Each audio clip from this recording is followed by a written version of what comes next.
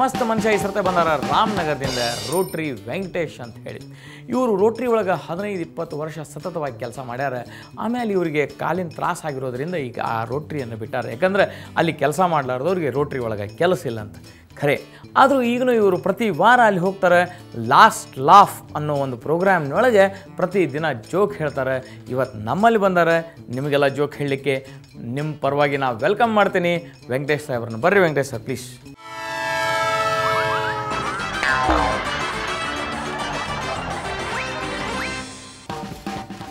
ನಮಸ್ಕಾರ ಸರ್. ನಮಸ್ಕಾರ. ಬರ್ರಿ ನೋಡ್ರಿ, ಕನ್ನಡದ ಮಂದಿ ತಯಾರದ ನಿಮ್ಮ ಜೋಕ್ ಕೇಳಲಿಕ್ಕೆ ಹೇಳ್ರಿ.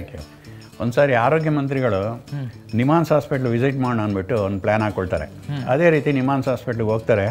ಅದಕ್ಕೆ ಇದ್ದೇನೆ ಅಲ್ಲಿರೋರೆಲ್ಲರೂ ಮಿನಿಸ್ಟ್ರುಗಳು ಬಂದಾಗ ಯಾವ ರೀತಿ ಬಿಹೇವ್ ಮಾಡಬೇಕು, ಯಾವ ರೀತಿ ಜೈಗೋಸ್ ಹಾಕಬೇಕು, ಯಾವ ರೀತಿ ಇರಬೇಕು ಅನ್ನೋದೆಲ್ಲ ಹೇಳ್ಕೊಟ್ಟಿರ್ತಾರೆ ಅಲ್ಲಿರೋ ಪೇಷಂಟ್ಗಳಿಗೆ. ಆ ನಂತರ ಮಿನಿಸ್ಟ್ರು ಬಂದ ತಕ್ಷಣ ಎಲ್ಲರೂ ಅವ್ರು ಏನೇನು ಹೇಳ್ಕೊಟ್ಟಿದ್ರು ಅದೇ ರೀತಿ ಹೇಳ್ತಾರೆ. ಮಂತ್ರಿಯವರು ಭಾಳ ಖುಷಿ ಆಗ್ತಾರೆ. ಇದೆಲ್ಲ ಆದಮೇಲೆ ಕಡೆಯಲ್ಲಿ ಒಂದು ಮೂಲೆ ಒಳಗೆ ಒಬ್ಬ ಅದೇ ರೀತಿ ನಿಂತಿರ್ತಾನೆ. ಏನೂ ಮಾಡಲ್ಲ, ಏನೂ ಹೇಳೋದಿಲ್ಲ ಅವನು. ಅವನ ಹತ್ರ ಹೋಗಿ ಮಂತ್ರಿಯವ್ರು ಕೇಳ್ತಾರೆ, ಯಾಕೆ ಸುಮ್ಮನೆ ಇದೆಯಾ ನೀನು, ಎಲ್ಲರೂ ಆ ಥರ ಆಡ್ನುವಾಗ ಅಂತ. ಸರ್, ನಾನು ಅವ್ರ ಥರ ಹುಚ್ಚಲ್ಲ, ನಾನಿಲ್ಲಿ ವಾರ್ಡ್ ಬಾಯ್ ಅಂತ ಹೇಳ್ತೇನೆ. ಒಬ್ಬರು ಗುರು ಅನೇಕ ಶಿಷ್ಯರನ್ನ ಕರ್ಕೊಂಡು ಬಿಲ್ಲು ಬಾಣ ಹೇಗೆ ಮಾಡೋದು ಅಂದ್ಬಿಟ್ಟು ಹೇಳ್ಕೊಡ್ತಾ ಇರ್ತಾರೆ. ಸುಮಾರು ದಿವಸ ಆಗಿದ್ಮೇಲೆ ನಿಮಗೆಲ್ಲ ಈಗ ಒಂದು ಪರೀಕ್ಷೆ ಕೊಡ್ತೀನಿ ನಾನು, ಅದೇ ರೀತಿ ನೀವು ನನಗೆಲ್ಲ ಹೇಳಬೇಕು ಅಂತ ಹೇಳುವಾಗ, ನೋಡಿ ಒಂದು ಬಾಣ ಕೊಡ್ತೀನಿ ನಾನು, ಆ ಒಂದು ಬಾಣದಲ್ಲಿ ಒಂದು ಹಕ್ಕಿ ತಲೆ ಮತ್ತು ಕಾಲು ಹೇಗೆ ಹೊಡೆಯೋದು ಅನ್ನೋದು ಹೇಳಿ ಅಂತಾರೆ. ಯಾರು ಗೊತ್ತಾಗ್ತದೆ? ಒಬ್ಬರು ಏನೂ ಹೇಳೋದಿಲ್ಲ. ಕಡೆಗೊಬ್ಬ ಹಿಂದೆ ಇರೋನು ಹೇಳ್ತಾನೆ, ಸರ್ ಅದು ತಲೆ ಕೆರ್ಕೊಳ್ಳುವಾಗ ಒಂದು ಬಾಣದಿಂದ ಹೊಡೆದ್ರೆ ತಲೆ ಕಾಲು ಎರಡೂ.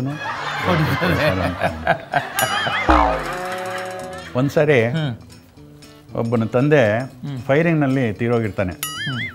ತೀರೋದಾಗ ಸ್ನೇಹಿತ ಅವ್ರ ಮನೆಗೆ ಹೋಗ್ಬಿಟ್ಟು ಭಾಳ ದುಃಖದಿಂದ ಕೇಳ್ತಾನೆ, ತಂದೆಯವರು ಹೇಗೆ ತೀರೋದ್ರು ಅಂತ ಕೇಳ್ತಾನೆ.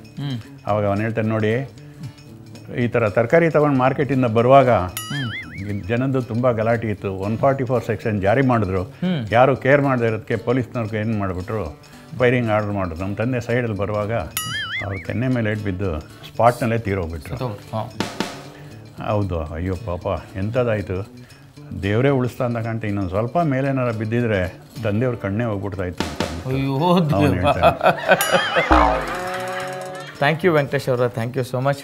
ಮಸ್ತ್ ಆಯ್ತು, ಮಸ್ತ್ ಜೋಕ್ ಹೇಳಿದ್ರಿ. ಮತ್ತೆ ಬರ್ತೀರಿ ಸರ್. Thank you. ನಮಸ್ಕಾರ. ನೋಡಿದ್ರಲ್ಲ ಗೆಳೆಯರ, ರಾಮನಗರದಿಂದ ಬಂದಂಥ ರೋಟ್ರಿ ವೆಂಕಟೇಶ್ ಅವರು ಮಸ್ತ್ ಜೋಕ್ಗಳನ್ನು ಹೇಳಿದರು.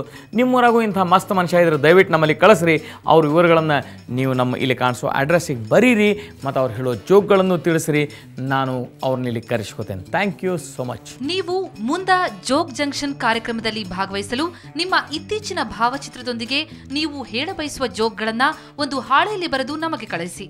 ನಮ್ಮ ವಿಳಾಸ ಮುಂದ ಜೋಕ್ ಜಂಕ್ಷನ್ ವಿಭಾಗ, Suvarna news 24/7, number 204, Embassy square, Infantry road, Bengaluru 1.